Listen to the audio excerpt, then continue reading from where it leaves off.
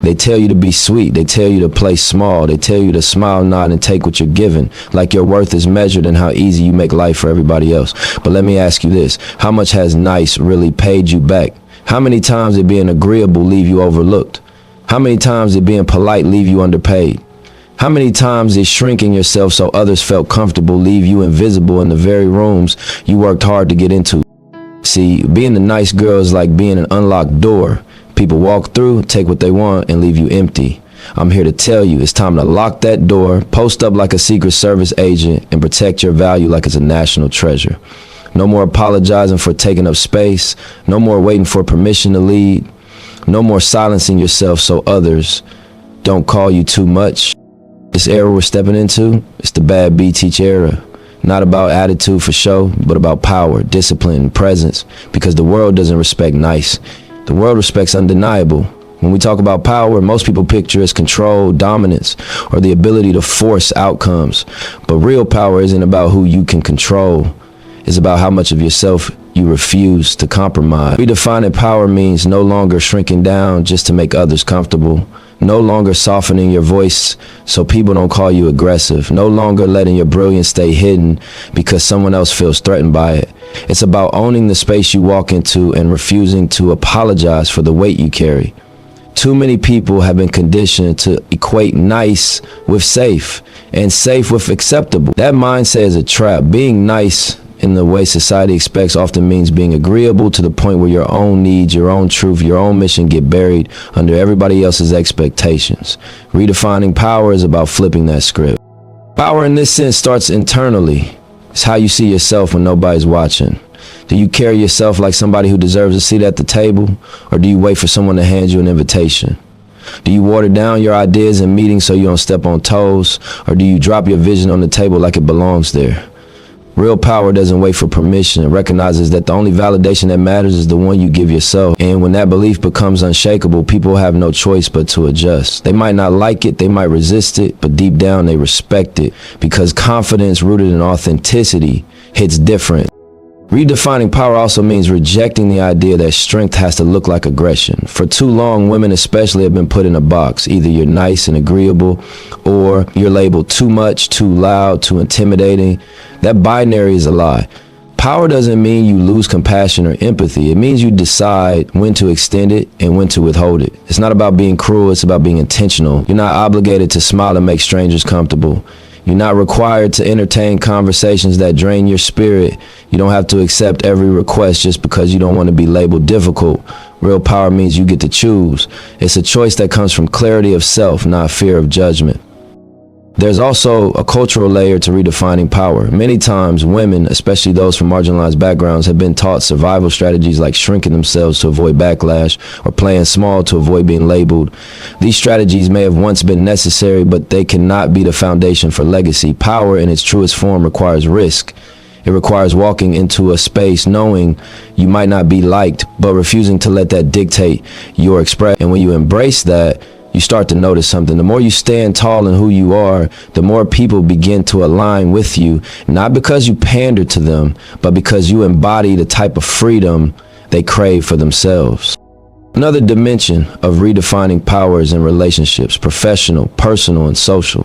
When you stop living to please people who only benefited from your silence, or compliance will fall away. That's not loss, that's alignment. Power is not how many people you can keep around you. It's how many people respect your boundaries and vision, even if they don't always agree. And respect only comes when you stop negotiating your worth. Every time you say yes when you mean no, you deplete your power. Every time you silence yourself to keep the peace, you hand over your power. Every time you let disrespect slide because you don't want to be seen as mean, you train people to disregard your presence. Power is reclaimed when your words and actions finally align with your truth.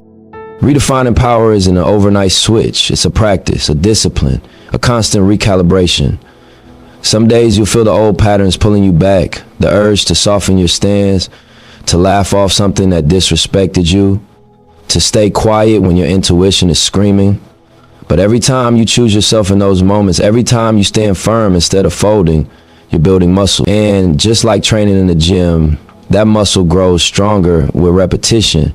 Over time, it becomes your default. And here's the thing, real power doesn't always need to announce itself. It doesn't always have to be loud. Sometimes it's simply the way you walk into a room with your head high. Sometimes it's the way you say no without explanation. Sometimes it's in the silence you hold while someone scrambles to fill it because they expected you to shrink. Power is presence. It's knowing you don't have to prove yourself to anybody because you already validated yourself. And when you reach that level, the world responds differently. Would you like me to keep going with the same depth for each of the other 5 notes, one by one, or do you prefer I write the full speech now, weaving all 6 notes together? Discipline over approval is a mindset shift that rewires the way you move through the world. For most of us, from the time we were kids, we were trained to chase validation. Smile when someone tells you to smile. Be polite even when someone disrespects you. Take on extra work so the boss likes you. Sacrifice your rest so friends or family think you're dependable. That cycle breeds the habit of making decisions based on how others will perceive us instead of what we know is necessary for our growth. Discipline over approval says forget being liked, focus on being consistent, focused, and unshakable in your mission. Because approval is temporary, but discipline builds outcomes you can stand on. When you live for approval, you're always at the mercy of somebody else's mood, opinions, or biases. One day they love you, the next day they criticize you, and your sense of worth rises and falls with their reactions. That's unstable ground to build a life on. Discipline, on the other hand, is internal. It doesn't care about applause. It doesn't move based on whether people cheer for you or not. It's the daily commitment to the plan, the routine, the boundaries you set. It's waking up early to study your craft even when nobody notices. It's saying no to distractions even when people call you cold. It's choosing long-term elevation over short-term comfort. Approval is a drug, and once you start chasing it, you need a constant hit. Discipline is the structure that detoxes you from that cycle and keeps you steady. Choosing discipline over approval also requires breaking the people-pleasing habit. Many women are taught to carry everyone else's load while neglecting their own. It feels safer to over-deliver, to over-smile, to overcompensate, because approval feels like protection. But in reality, approval doesn't protect you, it controls you. Discipline teaches you that your value doesn't come from how many people like you, but from how solid you are in your execution. When you operate from discipline, you measure success by the progress of your goals, not the applause in the room.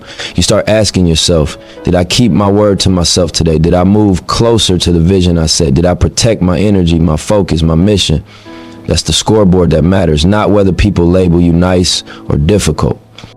This principle shows up heavily in leadership and business. The leader who prioritizes approval avoids hard conversations, avoids holding people accountable, avoids setting firm standards because they don't want to upset anyone. That kind of leadership creates weak systems and unstable teams. But the leader who prioritizes discipline isn't swayed by emotions. They set the standard, enforce the boundaries, and focus on the vision. People may not always like them in the moment, but they respect them, and respect outlasts likability every time. Approval is shallow. Discipline builds credibility. You can be disliked today and admired tomorrow when people realize your consistency was never personal, it was principle. Another layer of discipline over approval is emotional control. Approval chasers often move from impulse, reacting to every slight, over-explaining to win people back, shifting their decisions just to be accepted. Discipline brings stillness. It's the ability to stick to your plan even when others question you. It's the ability to hear criticism without immediately abandoning your strategy. It's the resilience to keep showing up when support is minimal. That steadiness communicates power. People start to realize that your actions aren't dependent on their approval, and ironically, that's when respect deepens. The same people who doubted you start to admire your consistency even if they never say it out loud. It's also important to recognize that approval isn't always pure. Sometimes people only approve of you as long as you stay small, as long as you stay predictable, as long as you don't disrupt their comfort. When you grow, when you level up, when you step into your bad bitch energy, that approval can vanish overnight. Discipline ensures that you don't collapse when that happens.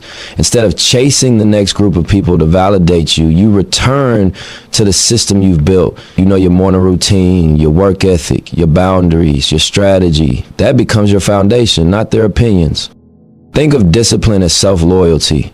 It's proving to yourself daily that you won't betray your own vision for a moment of external praise. Every no you give to someone else is a yes to your own growth. Every routine you stick to when no one is watching is a deposit into your future. Approval fades, but those deposits compound. People may not clap for you today, but discipline guarantees you'll have results tomorrow. And results speak louder than validation ever could. Protecting your energy like currency is one of the most crucial disciplines you can master if you're serious about leveling up. Think about how money works. If you waste it on every impulse, if you hand it out freely to anyone who asks, if you let people borrow it without accountability, you'll find yourself broke with nothing to show. Energy works the same way, except it's even more valuable because it fuels everything you do. The way you think, the way you move, the way you create, the way you respond to challenges, all of it comes from your energy. When that energy is scattered, drained, or constantly handed out without intention, your mission suffers. Protecting your energy is not selfish, it's strategic. It's moving like a Secret Service agent guarding a high-value target. In this case, the target is you. Your focus, your peace, your vision. Every day there are people, situations, and distractions trying to withdraw from your energy bank. Sometimes it's obvious, like toxic relationships or draining environments. Other times it's subtle. The endless scroll on social media, the conversations that go nowhere, the obligations you agreed to just to avoid guilt. Each of those takes a little bit from you, and over time, you're running on fumes. Then when it's time to show up for yourself, for your goals, your craft, your legacy, you've got nothing left. That's how burnout happens, not just physically, but mentally and emotionally. Protecting your energy means you start guarding it the way you'd guard your last dollar, because once it's gone, the price you pay is missed opportunities, delayed growth, and stagnation. One of the strongest ways to protect your energy is through boundaries. Boundaries are not walls to keep people out. They're systems that regulate what you allow in. It's like security clearance. Not everybody gets access. Some people only get surface level access because you know their pattern is to take more than they give. Others earn deeper trust because they pour back into you as much as they take. Protecting your energy means being intentional about who and what gets that access. Not every invite deserves a yes. Not every phone call deserves a response. Not every request deserves your time. People who benefit from your lack of boundaries will call you selfish when you start enforcing them, but in reality, you're just reallocating your energy towards your mission instead of their convenience. Energy protection also applies to your mental diet. Just like your body reflects what you eat, your mindset reflects what you consume. If you spend hours absorbing negativity, gossip, drama, or comparison, your spirit will feel heavy. Protecting your energy means choosing what to feed your mind. Books that expand your thinking, conversations that sharpen your perspective, environments that inspire instead of drain. Even silence is a form of energy protection because it allows you to recharge instead of constantly reacting. You don't owe the world constant access to your attention. In fact, the more selective you are with it, the more powerful your moves become. Another piece of this is learning to detach from things that don't serve your growth, even if they once felt comfortable. Protecting your energy sometimes means walking away from environments where you're not respected, friendships where you're not valued, or opportunities that look good on the surface but drain you at the core. That detachment isn't weakness, it's strength, because you're choosing preservation of your long-term mission over temporary comfort. Think of it like investing.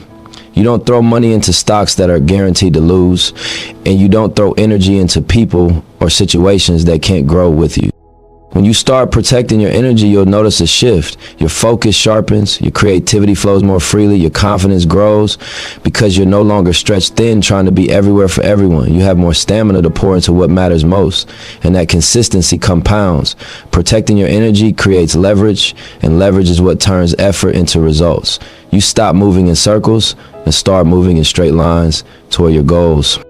There will always be people who don't understand this mindset. They'll accuse you of changing, of being distant, of not being as available as you once were.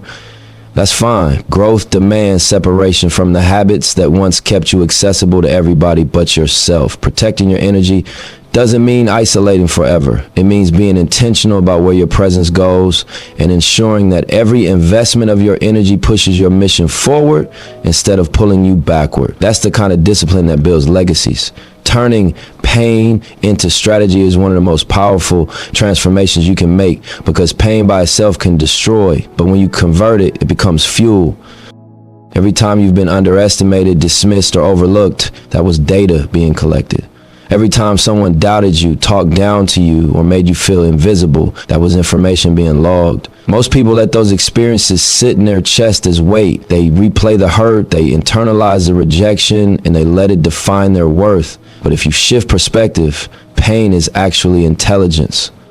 It's intel. It's showing you where the weak points are, where the gaps exist, where you need to build sharper moves. The same way a boxer studies film to see how opponents landed punches, you study your own pain to understand how the world has tested you, and you use that to sharpen your defenses and design your offense. Honesty pain exposes truths that comfort never will. Comfort makes you feel safe, but it rarely teaches you. Pain forces you to see things as they are.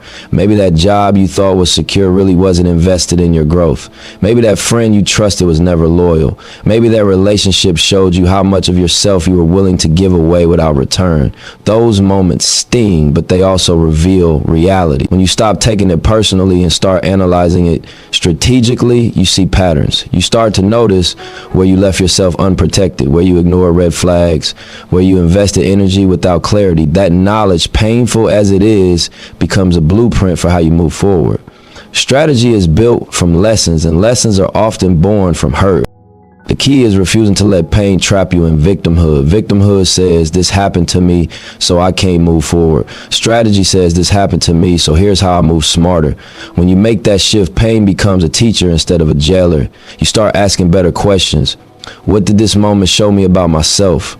What did it teach me about people? How can I use this lesson to avoid repeating the same cycle? Instead of letting the pain define your identity, you let it refine your process. Every rejection toughens your skin. Every failure sharpens your aim. Every disappointment builds resilience. Over time, you stop fearing pain because you know it's part of the training. Turning pain into strategy also means channeling emotion into action. Pain is raw energy. Left unchecked, it can lead to bitterness, anger, or self-doubt. But redirected, it can drive work ethic, discipline, and creativity. Some of the greatest achievements come from people who refuse to let pain silence them. They took the sting of being doubted and used it as motivation to over-deliver. They took the frustration of being overlooked and built their own platform. They took the heartbreak of being abandoned and learned to stand on their own foundation. The emotion never disappears, but it gets repurposed. Instead of asking, why me? You start saying, watch me. That's when pain becomes strategy in its purest form. Another part of this is patience. Pain often tempts you to react impulsively, lash out, quit too soon, or prove yourself in shallow ways. Strategy requires holding back, observing, and then moving with precision. Sometimes the best move isn't immediate revenge, it's quiet preparation. While others think you've been broken, you're in the background stacking skills, building networks, tightening your discipline. Then when you reemerge, your moves are undeniable. That's the essence of strategy. Delayed execution with amplified results. The pain you endure becomes the silent architect of the position you eventually rise into. It's also about storytelling. Pain gives you a narrative, but strategy gives you control over how that narrative is told. You decide whether your story ends in defeat or becomes a testimony of resilience. Sharing your lessons not only empowers you, it empowers others who are facing their own battles. Your scars become blueprints for someone else's healing. But you can only do that when you've processed the pain into wisdom, not when you're still bleeding from it. That processing takes honesty, reflection, and discipline, but once it's done, your pain stops being a liability and starts being an asset. When you commit to this mindset, life's punches stop catching you off guard. You begin to expect obstacles not in a pessimistic way, but in a prepared way. Every setback becomes a data point. Every betrayal becomes a reminder to tighten your circle. Every failure becomes a lesson in strategy, showing you what to adjust next time. And little by little, you stop being afraid of the hits because you know they're shaping you into someone sharper, tougher, and smarter than before. That's what it means to turn pain into strategy. You transform the weight that was meant to break you into the very fuel that carries you forward. Command presence is about walking into every room like you already belong there, even if nobody else believes you do. It's not about arrogance, it's about alignment. Carrying yourself in a way that makes people feel your energy before you even open your mouth. The nice girl waits for permission, waits for validation, waits for someone else to confirm she's worthy of being in the space. The one who has stepped into her power doesn't ask, she claims it. She doesn't shrink to avoid attention. She doesn't over-explain to soften her edges. And she doesn't apologize for existing. Commanding presence is about sending the message through your body language, your tone, your eye contact, and your silence that you are intentional, focused, and unshakable. The truth is, people judge you before you say a word. They read your energy, your posture, your confidence, your willingness to take up space. Too many times, women especially are taught to minimize themselves. Sit small, speak softly, don't interrupt, don't intimidate. That conditioning teaches you to blend into the background, and blending in may feel safe, but it erases your impact. Command presence flips that script, saying, I won't be overlooked, I won't be dismissed, you will feel me here whether I speak for 2 minutes or for an hour. That doesn't always mean being the loudest voice. Sometimes presence is in the pause, the way you hold a room in silence until people lean in. Sometimes it's in the authority of your tone when you do speak, crisp and certain, without filler or apology. Sometimes it's in your body language, the way you stand tall, shoulders back, grounded in your stance. Presence isn't about performance, it's about embodiment. Command and presence also comes from preparation. When you've done the work, when you know your material, when you've sharpened your skills, that confidence radiates. People can feel the difference between someone speaking from empty bravado and someone rooted in discipline. The nice girl over-prepares in secret but still downplays her brilliance in public. The woman with command presence prepares with intention and then steps forward to deliver without hesitation. There's no nervous disclaimer, no I'm sorry if this doesn't make sense, no softening her authority with fake humility. She respects herself enough to let her expertise shine without dilution. Preparation fuels confidence, and confidence fuels presence. Another part of command presence is mastering boundaries in real time. When you're in a room and someone interrupts you, do you shrink back and let them take over, or do you hold your ground and continue? When someone tries to minimize your contribution, do you laugh it off, or do you assert yourself with clarity? Presence is as much about what you don't allow as it is about what you project. It's the discipline to enforce your worth without aggression, the ability to command respect without begging for it. People may test you, but every time you stand firm, you train them on how to treat you. There's also a psychological element. Presence isn't only external, it's how you perceive yourself internally. If you walk into a space believing you're less than, that belief leaks through your posture, your tone, your energy. If you walk in with conviction, that belief radiates whether you speak or not. Command presence starts in the mind, telling yourself you belong, telling yourself your voice carries weight, telling yourself you have nothing to prove because you already are enough. That inner dialogue shows up externally and people respond to it unconsciously. They may not even know why they're paying attention, but they feel the frequency you're operating on. Commanding presence is also about clarity of purpose. People with no direction often move nervously, second-guessing every step. People with a mission move differently. They walk with intention, they speak with precision. They don't waste energy on proving themselves in shallow ways. You can tell when someone knows why they're there, and that focus commands respect. The nice girl tries to please everyone, spreading herself thin to gain approval. The woman with presence knows not everyone will like her, and she accepts that. Her goal isn't to be liked, it's to be heard, to be felt, to be respected. That shift in purpose changes everything about how she moves.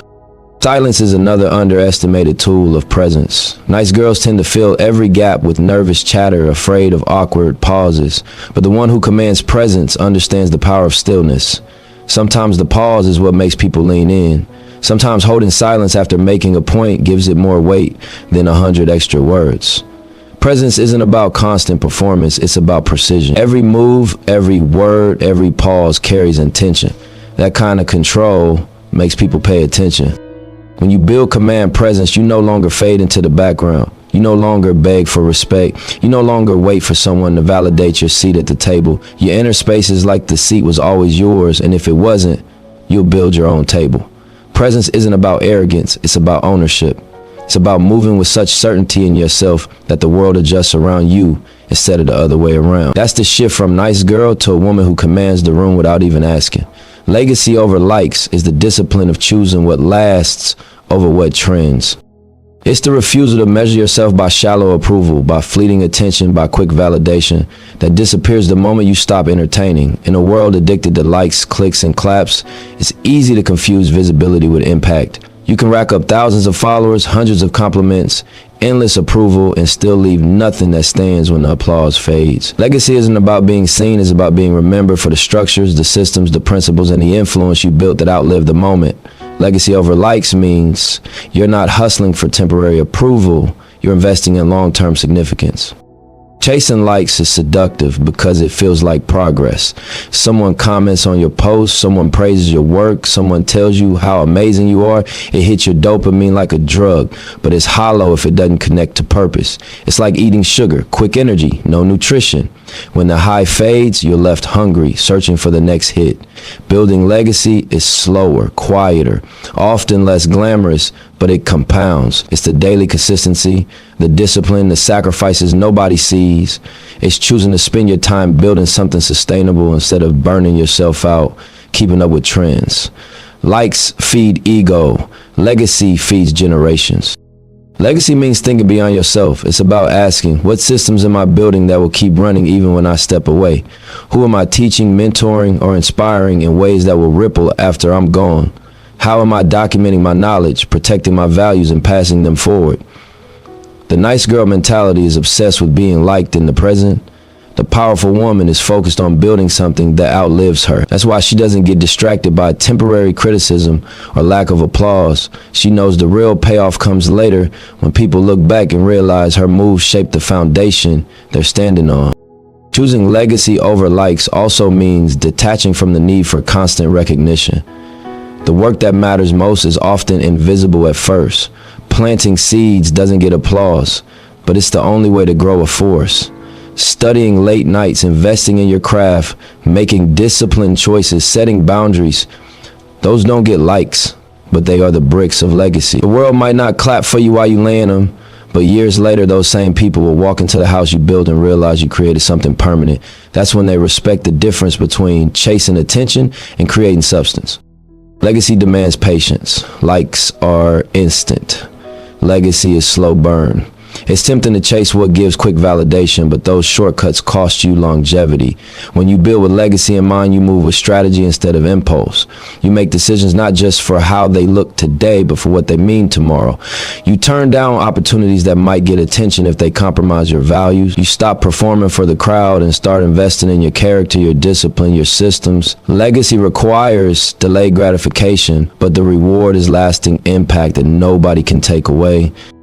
It also requires courage. When you prioritize legacy, you'll often be misunderstood. People will wonder why you're not chasing every trend, why you're not desperate to be liked, why you're not bending to the crowd. But that resistance is proof you're on the right track. Building legacy means you're thinking long-term, and long-term thinkers are always out of sync with the short-term culture.